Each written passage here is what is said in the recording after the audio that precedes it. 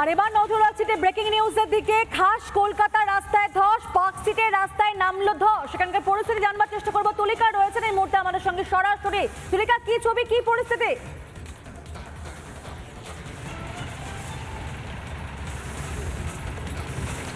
দেখো, শহর কলকাতায় যে ব্যস্ততম রাস্তা পার্ক স্ট্রিট, সেই পার্ক স্ট্রিটে ধস নেমেছে। গতকাল রাত 9টার সময় এই ধস নামে। আমি দীপঙ্করকে সেই ছবি দেখানোর কথা বলবো। এই মুহূর্তে কলকাতা পুলিশের পক্ষ থেকে ব্যারিকেড করে রাখা হয়েছে এবং ছবিতে যে দেখা যাচ্ছে যেখানে প্রায় 3 মিটার রেডিয়েটর জুড়ে এই ধস নেমেছে এবং যদি ভিতরের পরিমাপ করা যায় সেক্ষেত্রে বোঝা যাবে প্রায় 12 মিটারের যে রেডিয়েটর রয়েছে এবং যদি ওপর থেকে নিচ পর্যন্ত আমরা ধরি সেটা প্রায় 7 ফুটেরও বেশি। এবং কি বিপজ্জনকভাবে এই মুহূর্তে এই যে ধসের যে জায়গা বিপজ্জনকভাবে রয়েছে। তার কারণ আমি যদি পুরো রেডিয়েটর ধরি, তুমি দেখতে পাবে এখানে পুরোটা, অর্থাৎ যে গর্ত রয়েছে সেই গর্তের 4-5টা পুরোটাই রয়েছে তাপ্পি দেওয়া হয়েছে, অর্থাৎ পিচের যে তাপ্পি মেরামতি করা হয়েছে। এবং সূত্রের খবর এর আগেও এই জায়গাতেই ধস নেমেছিল। তার কারণ কলকাতা পুরসভা সূত্রের খবর, এই যে ধসের যে জায়গা তুমি এই মুহূর্তে দেখতে পাচ্ছ এর নিচে রয়েছে একটি নালা, যেটা পার্ক স্ট্রিট থেকে এজেসি বোস রোড পর্যন্ত গিয়েছে। আর যেহেতু গত 2-3 দিন ধরে ভারী বৃষ্টি হয়েছে তার কারণেই এই জায়গায় ধস নেমেছে। তবে একটা প্রশ্নচিহ্ন উঠছে যে রাজ্য সরকার যে পথশ্রী যে হতশ্রীতে পরিণত হয়েছে সেটা কিন্তু আবারও প্রমাণ হলো। তার কারণ যেভাবে এই ধস নেমেছে সেই ধস এর আগেও নেমেছে, শুধুমাত্র জোড়া তাপ্পি দিয়েই কাজ চলছে।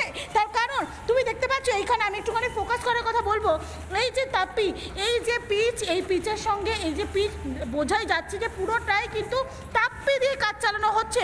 অর্থাৎ যে কোনো সময় যখনই কোনো কলকাতা শহর কলকাতায় ভারী বৃষ্টিপাত হবে তাহলে কি তখনই এভাবেই বিপজ্জনকভাবেই রাস্তায় ধস নামবে, যেখানে একাধিক গাড়ি, ব্যস্ততম রাস্তা। যেহেতু গতকাল শনিবার ছিল, রাত 9টা নাগাদ এই ঘটনা ঘটেছে, গাড়ির সংখ্যা অনেক কম ছিল, সে কারণে একটা বড় সড়ো দুর্ঘটনা এড়ানো সম্ভব হয়েছে। তার কারণ ছবিতে যতটা দেখা যাচ্ছে তার থেকেও বড় যদি একেবারে সচক্ষে দেখা যায় সেখানে কিন্তু দেখা যাবে ভেতরের অংশটা। আমি দীপঙ্করকে আরও একবার বলবো, ভেতরের অংশটা দেখানোর জন্য এখনো পর্যন্ত কিন্তু যে পিচ রয়েছে সেই পিচ কিন্তু এই মুহূর্তে সামনে যদি দাঁড়ানো যায় তাহলে কিন্তু যে কোনো মুহূর্তে এটাও বসে যাওয়ার সম্ভাবনা রয়েছে।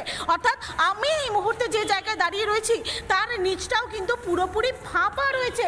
এই মুহূর্তে কলকাতা পুরসভার যারা আধিকারিকরা রয়েছে, আমি দীপঙ্করকে এই দিকে আসার কথা বলবো।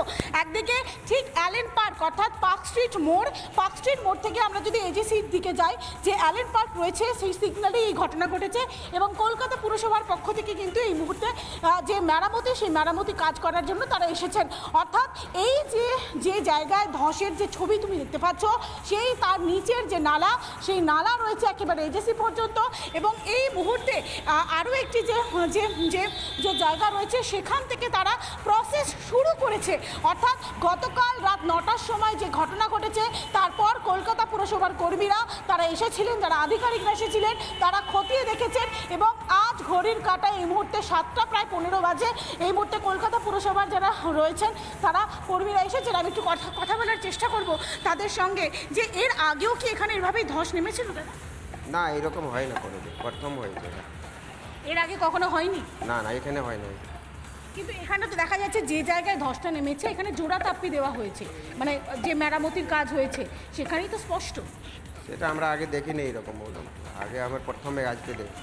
আচ্ছা, এর নিচে কি কোনো নালা বা কোনো কিছু রয়েছে? নালা আছে তো, আমার মেন ড্রেন, হাই ড্রেন রয়েছে, যেটা এখান থেকে কত দূর পর্যন্ত গিয়েছে? এই তো এই জেসি বোর্ড মিলিয়ে এখান থেকে গেছে বালি। হ্যাঁ, তো এখান থেকে আপনারা সেই প্রসেসটা আজকেই কি এটা ঠিক করার চেষ্টা করুন? আজকে আমরা খাবার দিয়ে দেবো, তারপরে দেখে পাঠাই। খবর কাকে দেবেন? আজকে আমরা হেড অফিসে দিতে হবে। হেড অফিসে খবর দেবেন। তাহলে আজকে এই যে ধস নেমেছে সেটার কোনো মেরামতি বা কোনো কাজ আজকে হবে না? আজকে হতে পারে, দেখে পাটায় ফেলেছে, আজকে হয়ে যাবে। এটা মেরামতি কিভাবে হবে? যে পাঠাতন রয়েছে সেই পাঠাতন দিয়ে মাটি কাটতে হবে, মাটি কেটে বের করে আবার নতুন লাইন করে দেবে। ওর মাটি কেটে বেড়ে আবার একেবারে করতে তুলিকা, হবে। কিন্তু এই ভদ্রলোক যে বলছেন যে এখানে আগে কোনো গর্ত হয়নি, না এখানে গর্ত হয়েছিল, কারণ সেখানে সাময়িকভাবে পেজ ঢেলে ঠেকনা দেওয়ার কাজ হয়েছিল এবং শনিবার সেই আবরণই ভেঙে পড়ে।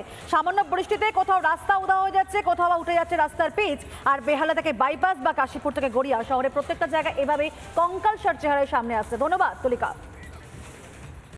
নানা ধরনের কন্টেন্ট দেখার জন্য লাইক করুন, শেয়ার করুন আমাদের ফেসবুক পেজ, সাবস্ক্রাইব করুন আমাদের ইউটিউব চ্যানেল।